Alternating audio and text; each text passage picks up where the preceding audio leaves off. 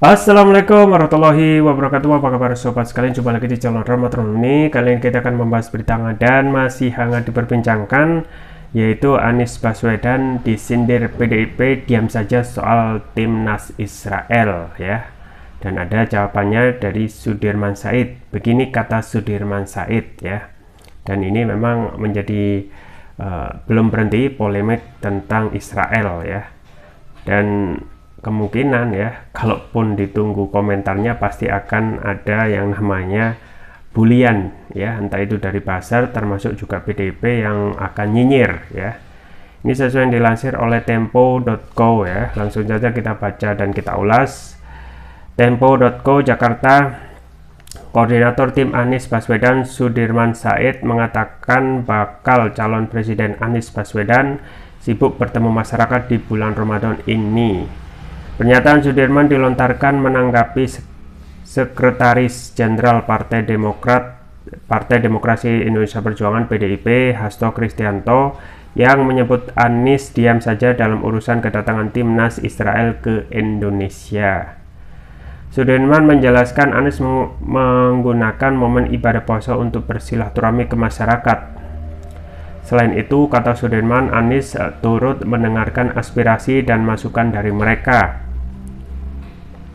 Menurut saya ini hal baik karena dengan begitu Anies dapat melihat kehidupan rakyat seperti petani, nelayan, pedagang kecil, para guru, ustadz di pelosok dan mendengar langsung suara hati mereka, kata Sudirman saat dihubungi Rabu. Adapun sebelumnya sindiran Hasto terhadap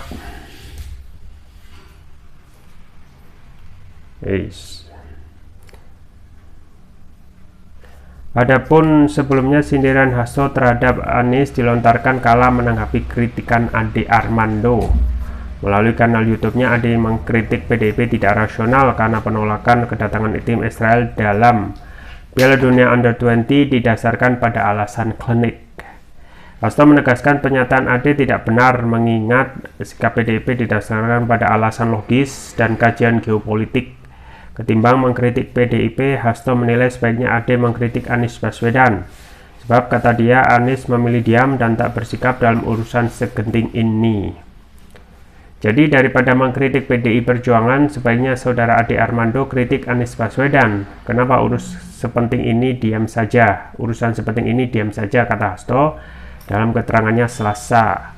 Mulanya, Hasto membantah pernyataan Ade dengan memaparkan kronologis penolakan kedatangan timnas Israel. Dia menjelaskan upaya lobi-lobi ke sejumlah pejabat negara dilakukan Hasto sejak Agustus 2022 hingga Maret 2023. Ia bersua dan berkomunikasi dengan Menteri Luar Negeri Retno Marsudi, Menteri Sekretaris Kabinet Pramono Anung, Menteri BUMN Erick Thohir, Menteri Koordinator Politik Hukum dan Keamanan Mahfud MD, hingga Menteri Koordinator Pembangunan Manusia dan Kebudayaan Muhadjir Effendi. Hasto menjelaskan ada 6 alasan penolakan, yakni ideologi, konstitusi, sejarah, hukum internasional, kemanusiaan, universitas, serta kekuasaan sayap kanan Israel. Ia pun mengatakan sempat berdiskusi dengan Gubernur Lembaga Ketahanan Nasional Andi Wijayanto serta sejumlah pakar hukum internasional. Jadi tidak ada klinik. Saya melihat sikap Bung Ade yang biasanya mengajak berpikir rasional kok justru terkesan tidak rasional, kata Hasto. Ya, itu ya sobat sekalian terkait dengan sindiran dari PDIP ya, melalui Hasto Kristianto. Kenapa ya Anies Baswedan itu tidak komentar terkait polemik kedatangan ya atau kedatangan timnas Israel yang gabung dalam Pildun Under-20. Nah, memang kalau sudah disampaikan pada Sudirman Said, kalau secara rasional ya, secara rasional semua setiap individu pasti mempunyai pendapat gitu ya untuk setiap kasus yang ada di negeri ini ya, termasuk juga Anies Baswedan, termasuk juga semua pihak, semua orang secara personal untuk menyikapi setiap kasus, dan tidak bukan merupakan kewajiban pula gitu ya untuk menyampaikan di media umum, media sosial ya. Kadang media sosial kali ini ya, saat ini ya, kalau tidak hati-hati ya, akan menjadi sasaran empuk oleh para buzzer ya, atau orang yang kontra terhadap dirinya. Nah, terkesan kalaupun Anies ya berkomentar ya, pasti nggak ada benernya ya. Apalagi ini setiap statement komentar itu akan menjadi suatu sasaran empuk ya, untuk sebagai bahan dikorang-koreng ya, untuk delegitimasi seseorang. Nah, apa yang terjadi terkait timnas Israel sederhana, yaitu ketika Israel ya secara umum Indonesia itu masih memegang bahwasanya dalam pembukaan undang-undang ya menyampaikan secara tegas gitu ya. Pembukaan undang-undang sudah menyampaikan secara tegas tentang bagaimana sikap negara terhadap penjajahan ya. Dan itu sudah tegas gitu ya. Dan kalau sudah ada aturan seperti itu ya, dan dahulu pun ya, kalau kita melihat pembukaan ya, penjajahan itu ya, kemerdekaan itu hak setiap negara, dan oleh karena itu penjajahan harus dihapuskan karena tidak sesuai dengan pri kemanusiaan dan pri keadilan ya. Apakah ini belum jelas gitu ya. Nah, harusnya kalau benar-benar konsisten ya, harus tanpa ada statement ataupun komentar yang tidak berkesesuaian dengan sikap negara gitu ya. Nah, pasti ya setiap personal mempunyai komentar sendiri-sendiri ya, sikap sendiri-sendiri, tidak perlu harus diekspos ya. Dan kemungkinan kalau sudah ditunggu seperti ini akan menjadi serangan bertubi-tubi dari pihak lawan ya, yang kontra terhadap Anies. Nah, saat ini yang menjadi pertanyaan adalah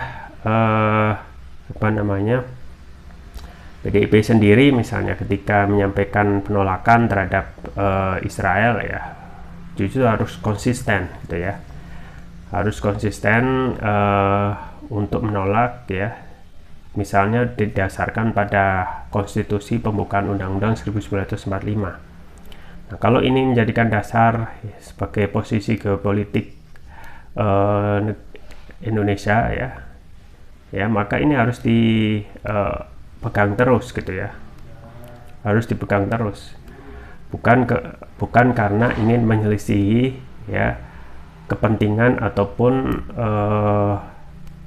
tujuan perhelatan Pildun yang menyelisihi kepentingan pemerintah gitu ya, tetapi lebih condong untuk sesuai yang disampaikan ini bertentangan dengan pembukaan undang-undang atau konstitusi. Nah, kita kan juga pernah gitu ya mengalami sendiri bagaimana pahitnya penjajahan gitu ya, bagaimana pahitnya ketika menjadi negara terjajah selama beberapa ratus tahun ya. Kita itu dijajah tidak hanya satu negara, tetapi dari Portugis, Spanyol ya, kemudian juga Belanda, dan terakhir Jepang. Pasti nggak ada di negara ini yang merasa bahagia ketika dijajah gitu ya. Makanya ketika kita menyampaikan statement, kita harus bersikap ya solidaritas. Artinya memang kita pernah merasakan ya penjajahan tersebut, dan kita harus bisa bersikap kalau kita menjadi bangsa yang terjajah ya. Nah, ini juga harus konsisten. Nah, memang ke depan akan ada serangan-serangan yang akan dihujamkan ya kepada Anies yang saat ini menjadi sole survivor ya, satu-satunya baca pres yang benar-benar resmi ya di antara koalisi-koalisi besar yang rencana mau dibentuk, tapi tidak kunjung ya ada keberanian untuk segera mendeklarasikan siapa yang akan dideklarasikan ya. Padahal sudah jelas ya, ketika koalisi KIB itu sudah mempunyai kursi ataupun tiket yang sudah mumpuni, kemudian juga KIR juga demikian. Nah, ini memang karena pemilu kita berbiaya mahal ya, karena tidak ada, terkesan memang tidak ada yang mau ya untuk bertaruh ataupun secara jantan gitu ya, untuk segera mendeklarasikan, karena kalaupun kalah ya tidak hanya kalah finansial ya, tetapi juga akan tentu saja ini berefek untuk berbagai faktor gitu ya. Nah, ke depan ya, selain akan ada dan kalau kita melihat sosok Anies ya, sosok Anies kan cool, calm, and confident gitu ya. Jadi Anies ya dari dulu hingga sekarang pada hal-hal persoalan publik memang jarang berkomentar gitu ya, dan setiap orang mempunyai keberbedaan masing-masing ya. Nah, meskipun nanti dan sekarang misalnya kalau ditagih tentang komentar terkait timnas Israel ya, posisinya apa gitu ya, ketua PSSI bukan gitu ya, kemudian juga menteri olahraga bukan gitu ya. Meskipun saat ini sudah dideklarasikan sebagai baca pres, tapi baca pres itu ya rawan sekali untuk menjadikan sasaran empuk ya, apalagi ketika saat ini sudah mulai gitu ya perang statement komentar yang salah-salah itu bisa menjadi bumerang ya bagi yang salah untuk berstatement ya. Kadang diam itu emas itu bisa jadi dijadikan sebagai pedoman ya untuk bisa selamat agar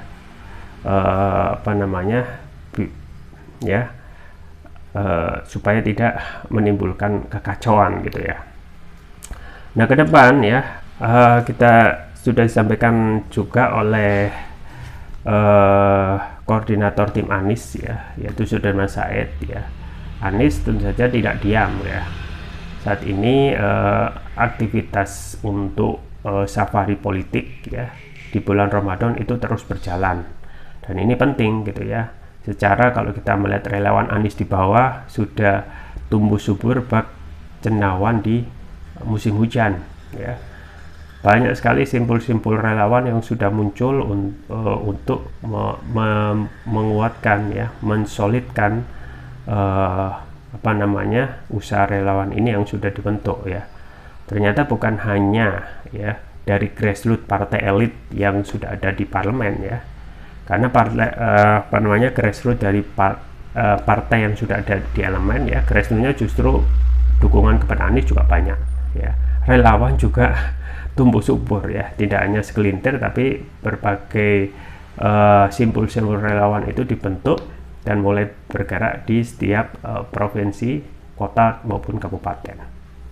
Nah, ini akan menjadi ujian ya ke depan terkait dengan isu-isu panas ya, terkait juga isu penjagalan Partai Demokrat yang coba diusahakan PK-nya oleh Muldoko CS, dan ini patut dikhawatirkan ya, kalaupun tidak dikawal bisa saja PK untuk begal Partai Demokrat ini disetujui ya, dan akhirnya bisa jadi ya skenario terburuk ya, misalnya ketika Demokrat sudah diambil alih ya oleh Muldoko CS misalnya. Nah, pasti itu akan mengambil ya langkah-langkah yang diinginkan oleh istana, yaitu pembatalan dukungan kepada Anies ya. Maka batal tuh yang namanya dukungan kepada Anies, dan kemungkinan koalisi itu bubar ya. Dan yang paling disayangkan adalah dukungan ya yang sudah ada di daerah-daerah melalui simpul Anies itu bisa saja akan kacau gitu ya.